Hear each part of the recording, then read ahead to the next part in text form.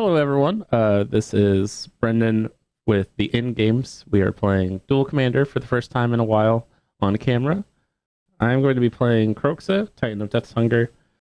My previous commander, Esmeralda Mardika Desina Koldakar, got banned, and I missed her dearly. So she is in the 99. Maybe we'll see her today. But I'm going to try to do some Titan shenanigans with Kroxa, the forgotten younger brother of Uro.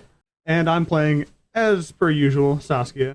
I did try and revive Ifara, got out of the poll list a little bit, and found, no, it's functional, but it is a tier 2 deck at best. Having won the role, Brendan chooses to go first. His Kroxa deck is based on discard and interaction with the graveyard. He plays an Arid Mesa for his land and ends his turn. Cass's Saskia deck is a mix of tribal humans and mid-range aggro. Cass plays a Taiga.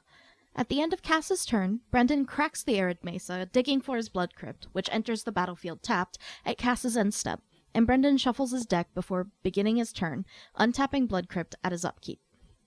Brendan plays Black Cleave Cliffs, tapping 1 red and 1 black to bring Kroxa onto the battlefield, who is then immediately sacrificed into the graveyard, making Cass discard a card. Cass chooses Sunbaked Canyon and loses 3 life for not discarding a non-land card. Brendan ends his turn. Cass plays Nurturing Peatland, which he taps and pays 1 life to add green mana, tapping Taiga for red mana and playing Renin 6. He +1s Renin 6, recovering the Sunbaked Canyon from his graveyard and back into his hand, passing back to Brendan. Brendan plays a Mountain for turn, reasoning the best way to get rid of the Planeswalker is to get rid of the player with the Planeswalker, tapping all lands for 1 black, 2 red to play Lightning Skelemental, which then attacks Cass for 6, which is then sacrificed as Brendan's turn ends, and due to Lightning Skelemental's attack hitting, Cass discards 2 cards, Sunbaked Canyon again, and Sacred Foundry.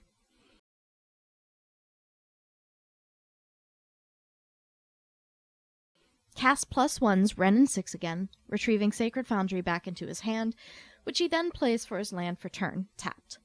Cass taps for green and black, paying 1 life, and plays Grim Flayer, then passes to Brendan.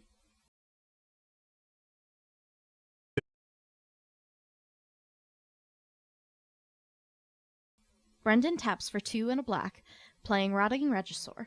He plays a Baron Moor tapped for turn, then passes back to Cass.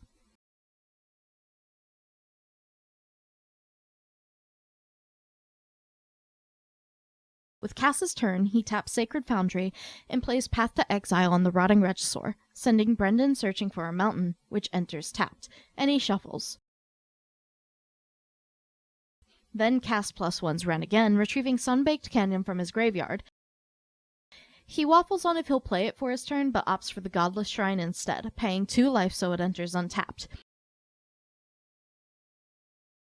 He taps 1 white-black and plays General Kudro, giving Grim Flayer +1, which he swings at Brendan for 3.